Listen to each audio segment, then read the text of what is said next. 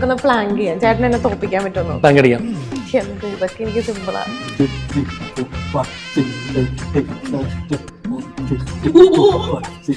കേരളത്തിലെ ആമ്പിള്ളേർക്ക് വേണ്ടിയിട്ടാണ് 6 പാക്ക് ആക്കാൻ വേണ്ടി അവരെന്തൊക്കെ ചെയ്യണം. വൈറലായിട്ടുണ്ടായിരുന്നു ആനയുടെ പുറത്ത് വീഡിയോ.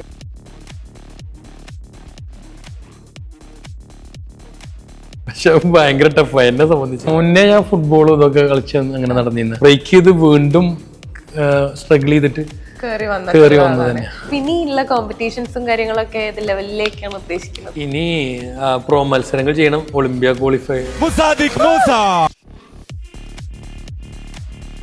ഈ ഒരു ടൈറ്റിൽ എന്ന് പറഞ്ഞാൽ ശരിക്കും അവർക്കുള്ളതാണ്, എന്നെ കൊണ്ട് അടുപ്പിച്ചതാണത്.